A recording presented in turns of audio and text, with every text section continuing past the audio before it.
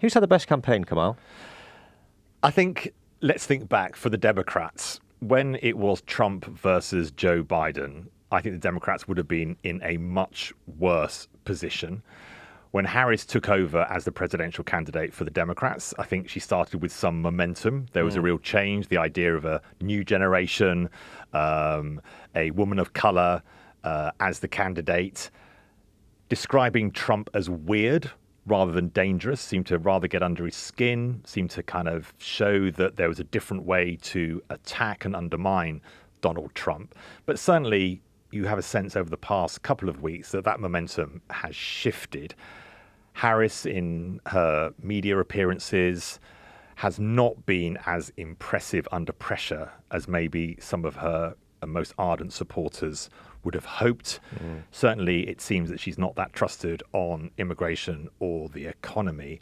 And I think then, just finally on that issue, if Trump wins, and I think the momentum has moved back towards him, however disruptive, the question will be, how disruptive will he be? I think in America in its economy, in its domestic politics, has its own momentum. It is a powerful democracy. It is a powerful economy. How much can the actual president affect things? So he could be disruptive, but how much? I think on the foreign stage, there is much more significance, obviously, for the United Kingdom and all other countries from a Donald Trump win. And I think particularly the two big areas would be Ukraine and the relationship with Putin. And I think that will probably not go Ukraine's way, dependent on how Trump wants to behave with Russia. And secondly, the Middle East and the war between Israel and its enemies. And I think if you were living in the occupied territories, a Palestinian, you would think that Trump, who has been very, very solid behind Israel, is not going to be good news for you and what has been described as the two-state solution. We should also sort of maybe just remind ourselves of the moment when Trump was shot, and I remember on that day those images of him with holding his fist up with blood on his face. The video of him shouting "fight, fight, fight" when he'd just been shot. It felt on that day as if the whole thing was over, that he'd won already. And of course, at that point, he was still up against Biden. So it did feel very much as though it was all over, didn't it? And Harris certainly, I think, has given the Democrats more of a chance. But I don't know. We'll talk to Tony about it. But it feels as though if she loses, it will have been her own fault that she has lost, rather than the other way around. Anyway. Let's go into just this incredible fact that this election is going to be decided by a few handful of votes, a vanishingly small percentage of the overall votes cast in America will actually decide the election. And that brings us to the swing states. Now, swing states are the equivalent of marginal seats here in the UK, and they could go either red Republican or blue Democrat.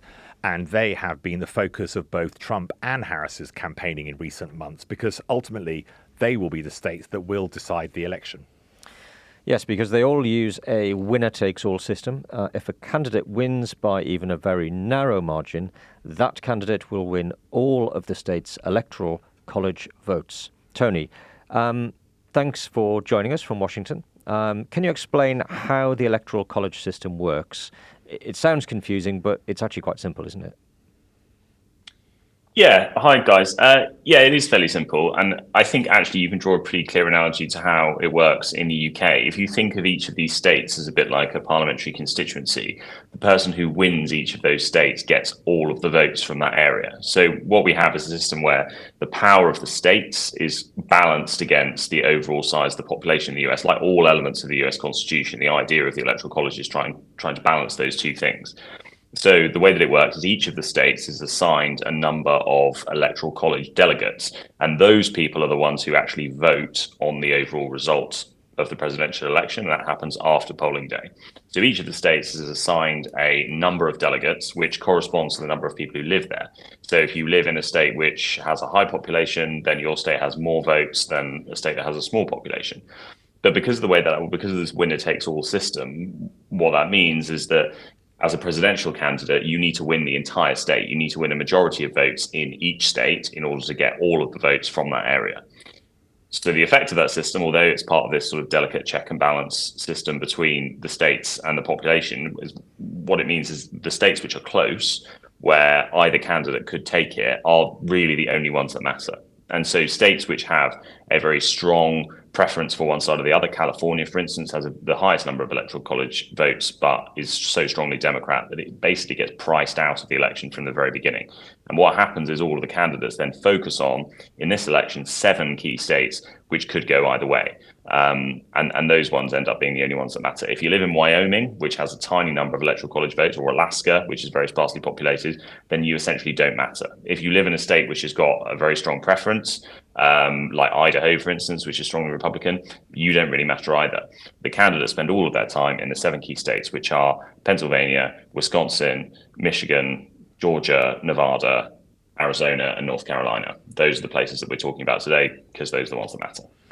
We're going to go through those states one by one as we really explain what to watch for when you are watching the results of the election. I think it's just worth saying as well, the results can be slow because the actual counting is laborious. And if each state is very close, it could be days before, or weeks even, if there could be legal challenges between the actual election and the result of the election. And I suppose I wouldn't call it a nightmare scenario, but what you often get in America, Tony, is that the popular vote can often go one way and the electoral college vote, i.e. who has won, goes the other way. And that particularly is for Democrats winning the popular vote, as they did in 2016 with Hillary Clinton, but losing the election, of course, as they did that year to Donald Trump. And you can imagine a situation where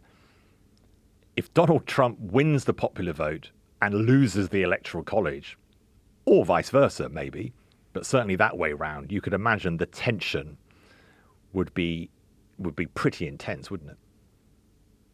That's right. And I mean, there's always a huge amount of argument about the Electoral College at this stage in the race as candidates start to realize that that could happen. As you say, it is most likely happens to the Democrats because they have states which are very densely populated, which go to their side. That's New York and California, both Democrat states. And so those are the ones where the sort of high number of popular votes tends to override the result in the Electoral College. We should say, before we get started on running through all the states, there are 538 Electoral College votes in total across all of the states. And that means that you need a majority of 270 to get over the line. So that's the number that both the candidates are focused on at the moment as they try and add up the various different combinations of swing states that would get them to that number. Okay.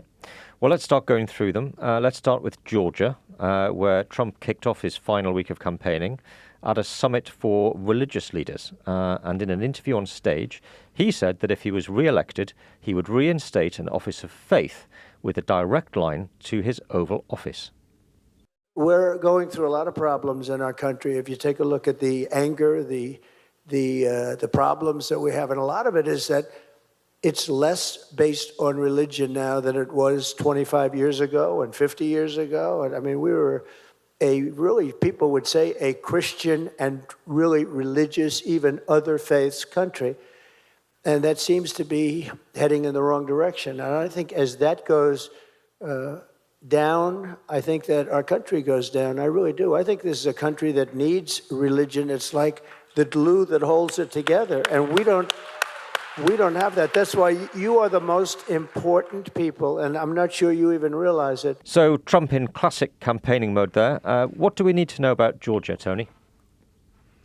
Well, Gordon, Georgia was the closest state at the last election. Biden won it, but only by a whisker. It was 0.02% of the vote he took Georgia's delegates with back in 2020. It was the only state in the Deep South that he won.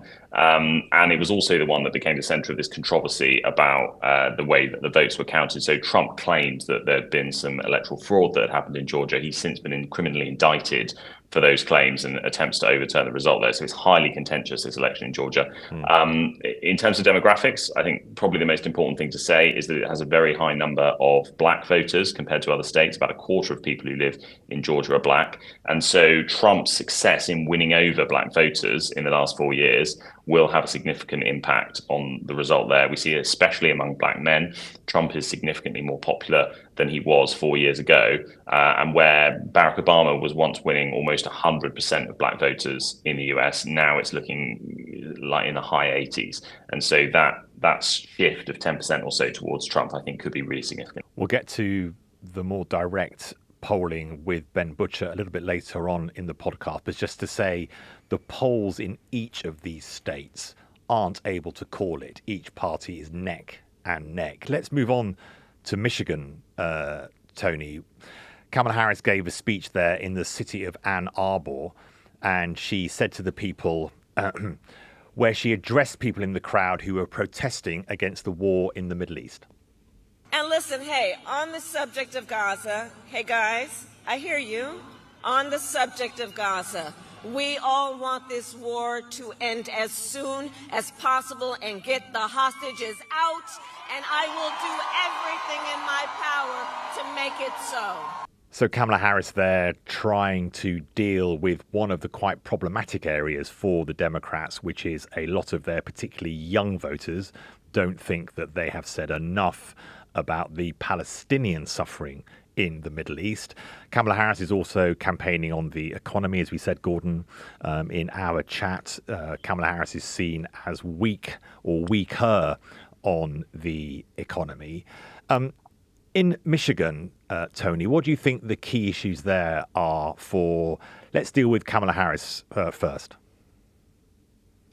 Well, Michigan historically was a strongly Democratic state and did vote for Trump in 2016, but generally we consider it to be part of the blue wall. That's those strongly Democrat supporting northeastern states. Some of the big issues include the decline in domestic manufacturing. I mean, Detroit is the largest city in Michigan, and we know Detroit's history as an automotive manufacturing center. And so blue collar votes are the ones that Harris is stumping for there. Biden had a lot of success in winning those people over. Biden had this sense of kind of authenticity in the Midwest and across the Rust Belt. He himself was from Scranton, Pennsylvania. He talked the language of union workers. He picked up a lot of support from those people. Harris is struggling a little bit more there. So I think her pitch on the economy is very important. The other major issue that we talk about in Michigan is the impact of the war on Gaza. And so Dearborn, Michigan, which is just outside of Detroit, has one of the greatest concentrations of Arab American voters in the US. And we've seen a big shift among that group away from the Democrats because of the war in Gaza and because of the US government support for Israel. Those voters are not necessarily going to Trump, who is even more supportive of Israel than the Democrats are, but we are seeing campaigns for third-party candidates. There's a couple of third-party presidential candidates who are a lot more pro-Palestine, and we're also seeing people saying that they're just not going to vote. They won't actually go out on polling day and support Kamala Harris. So if that happens, and that happens in big numbers, then we will see the kind of blue-collar support that Trump's picked up since 2016 potentially outweigh the support for Harris. And I think that's why we're seeing in the polling data at the moment, Michigan is a complete dead heat, which I think 4 years ago you would have been very surprised to read. Kamala Harris could be really affected by third-party candidates, given the narrowness of the margins of who might win in each of these states. And the Gaza conflict could play as significant a role as we saw, Gordon, here to some extent, you know, with people standing on a pro-Palestine ticket, winning seats, much to the surprise, particularly of the Labour Party, here. In terms of Donald Trump in a place like Michigan, obviously Kamala Harris has brought in Tim Walz to try and recreate that Joe Biden relationship with a slightly more traditional working class American vote. Some people have said that hasn't really happened. But for Trump in places like Michigan, Tony, is he still seen amongst that more traditional demographic as somebody that has got higher levels of support and is still eating into what were traditionally Democrat supporters? Yeah, absolutely. I think a lot of his appeal from 2016 for those people is still there. That's partly for policy reasons. I mean, Trump has been a lot harder on China and on the import of foreign Chinese goods, including cars and steel, and a lot of the kind of resources that these states manufacture. So, yeah, I think among kind of manufacturing workers, there is a big boost for him there, which still exists. And you know, we've seen that Trump has a lot more appeal among working class voters than Republicans typically have. And Michigan was the place in 2016 where we saw that the most. And I think he may be able to repeat the trick there this election. I mean, like I say, the polls say that it's too close to call. But that really is the most worrying one for Harris, because we'll get into the electoral arithmetic, I'm sure, a bit later. But in order for Harris to win the presidency, she really needs Michigan. She needs Pennsylvania. She needs that blue wall where Biden was once so strong and where she's now looking a lot weaker. You mentioned Pennsylvania there, Tony. That's the swing state with the most electoral college votes. It has 19 electoral college votes. So both candidates have been hitting it pretty hard, haven't they? Harris spent a lot of time there on Sunday, and Trump is there this evening. What do we need to know about Pennsylvania? Well, Pennsylvania is often called the most important swing state. And I think the reason for that is that the arithmetic for both candidates all adds up to include Pennsylvania on both sides. So the most likely route to the White House for Trump is that he wins the Sun Belt. That's all of those southern swing states, Georgia, which we've already talked about, Arizona, Nevada, North Carolina, and Pennsylvania. And if he gets Pennsylvania on top of those, then he wins overall. For Harris, the same thing is true in the North. She needs to win Wisconsin, Michigan, and Pennsylvania, and she gets those three, then she wins. It's also the one of all of those states which is the most likely to flip, I think. It does tend to swing backwards and forwards with the overall result. And so both of the candidates have been spending a lot of time there. It's got an interesting makeup, Pennsylvania. In some ways, it shares a lot with Michigan. It's also considered, parts of it are considered part of the Rust Belt. It's got a decline in domestic manufacturing, which we've just talked about as being an issue. But you've also got these kind of urban centers. You've got Philadelphia, you've got Pittsburgh. It's often described Pennsylvania as like as Philadelphia in the east, Pittsburgh in the west, and then Alabama in between. And that's because the rural parts of Pennsylvania are very conservative. And so you've got both candidates really kind of tussling here over just a few swing counties of Erie County, Northampton County in Pennsylvania, two of the most important, very small units in this entire election, because the way that the state is balanced means that what happens in those two counties could end up deciding the result overall. And really, we are there talking about a couple of 100,000 people. It's really as tight as that. So swing counties within swing states. It is astonishing. Let's move on to Wisconsin, another of those states which traditionally would have been seen as Democrat territory. Both candidates, as we've been speaking about each of the swing states, have been there regularly, will be there again ahead of the actual election. How is Wisconsin looking, Tony? Well, Wisconsin is also looking pretty close. Wisconsin was always the one under Biden and at the beginning of the Harris campaign where the Democrats had a lot of support. They were up 3 or 4 points there for a long time. Now it's looking a lot closer. There's a reason why the Republican Party chose to hold its national convention in Milwaukee, Wisconsin, which is the biggest city, earlier this year. I mean, that is a state where they feel like they could make some inroads. It does, as the other kind of northern states that we've discussed, it does share a lot of the characteristics with those places. I think if you're in a position where a Democratic candidate is running the risk of losing Wisconsin, then it's looking pretty dire. And obviously we'll see what happens next week, but it seems at the moment like that one, like many of these other states, is on a knife edge at the moment. Obviously, Tony, we do know that more generally across the US, abortion has been a big issue. Is that playing a part not only maybe in Wisconsin, but in these swing states, given that the margins of victory and loss are so tight? Yeah, I think it is. I think abortion for the Democrats is what immigration is to the Republicans. It's the issue which they've managed to very successfully weaponize during this campaign and turn into a major debate. And that's because in 2022, the Roe v. Wade Supreme Court ruling, which provided abortion protection rights for women across the US, was abolished. And that was under a Supreme Court largely led by judges that Trump appointed during his first term. So the Democrats talk a lot about abortion, and it is cutting through. When we look at the polling data, we see that depending on the area, abortion is generally either the second or third most important issue for voters after the economy, and in some places immigration.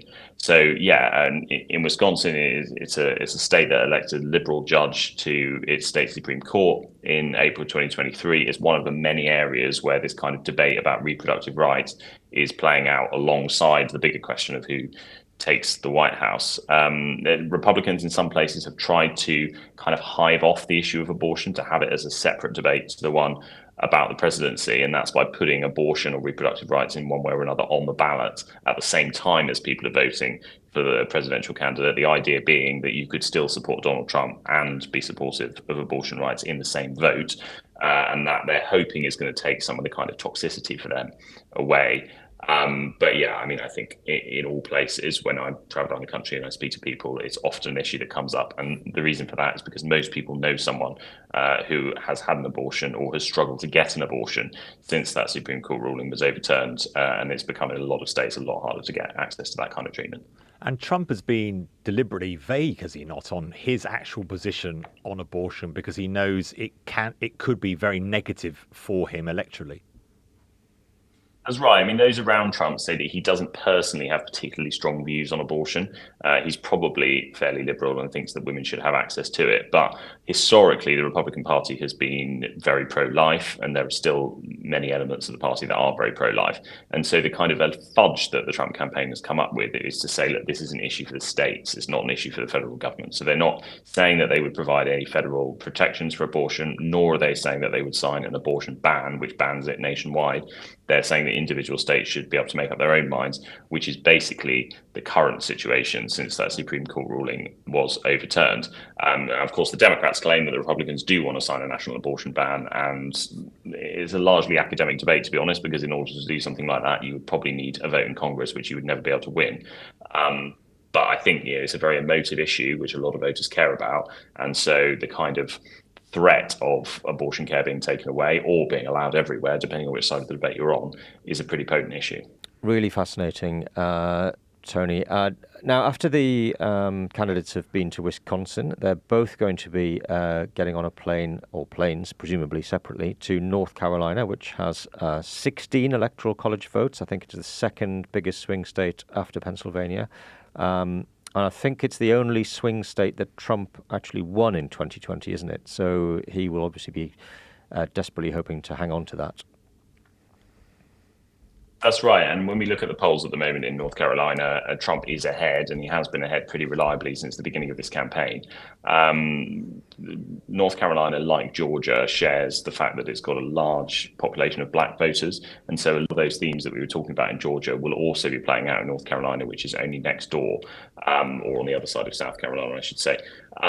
So, yeah, I think that's a big issue. I mean, the fact that Harris, of course, as a black woman, will have some impact on the race, although it's not something that she likes to talk about on the campaign trail, perhaps fearing reprisals from white voters who don't like the idea of a black woman being president. And that, Kamal, is something that you and I have discussed on this podcast previously. But yeah, I mean, I think that's a state that we're expecting Donald Trump to hold. It's certainly a state that his campaign has priced in terms of that electoral arithmetic that we were talking about before. I think we're pretty likely to see that go or remain red at this election. And any significant inroads there would be a major win for Harris, but I don't think we're predicting that at the moment. Is there a feeling, I don't know if there's any data on this or polling, but is there a feeling that Kamala Harris's ethnicity could be the difference between her winning and losing? Well, I mean, voters have mixed views on this. She does have a lot of support from voters because of her race and because of her gender. I mean, of course, she would be the first woman president in the US, and that is a really significant fact. It is something that is motivating voters. It's not something she ever talks about. She never talks about it, and I think that is because she fears that other voters won't like the idea of having a woman in the White House.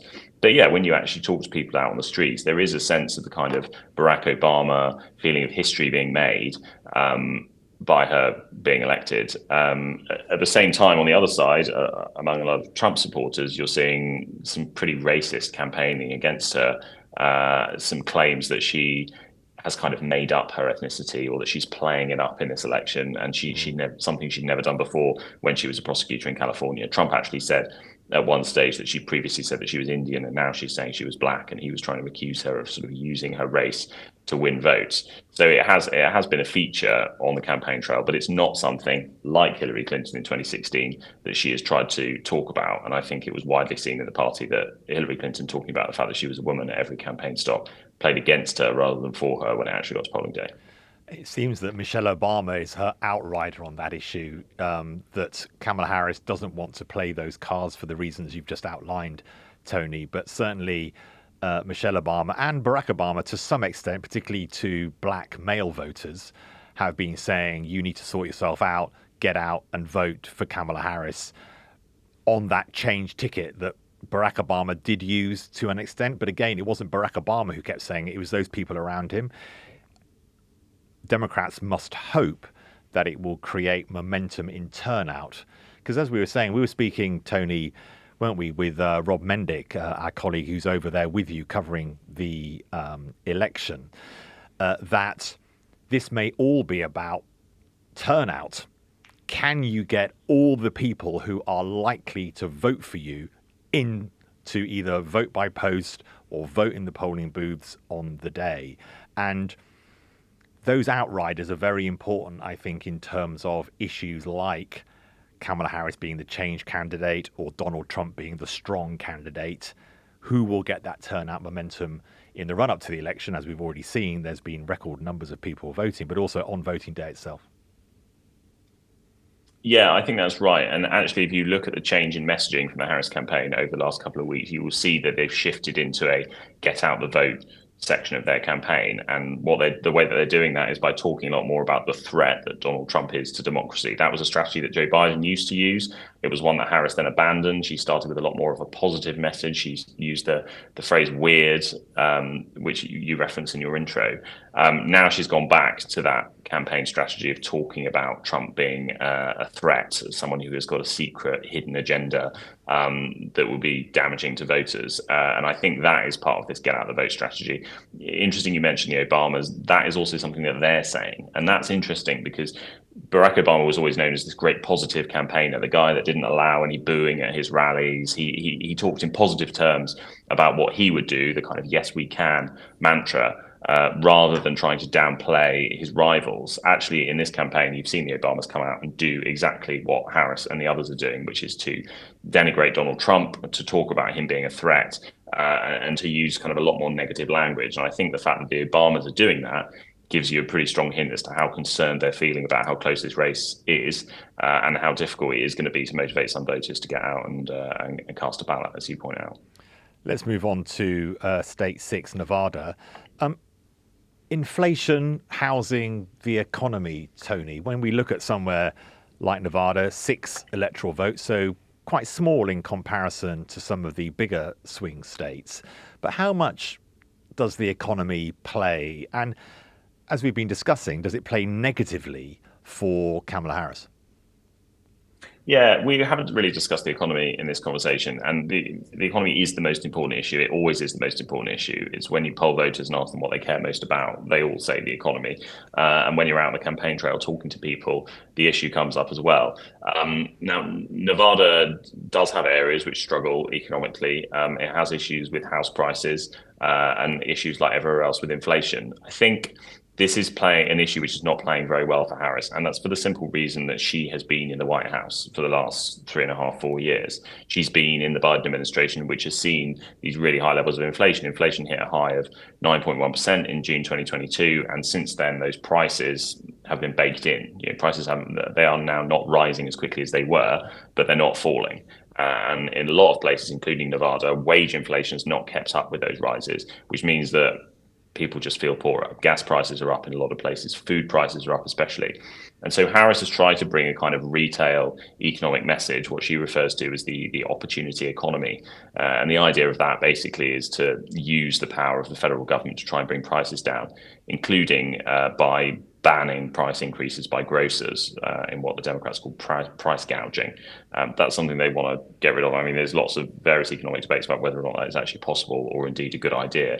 But this is a campaign that has been largely about retail economics. And on the other side, Donald Trump is promising tax cuts. He's promising an end to tax on tips, which obviously is a huge issue for hospitality workers. End taxes on overtime pay as well, which is an issue for most workers who are struggling paycheck to paycheck. So, yeah, I mean, in Nevada, as in everywhere, this issue is going to be massively important.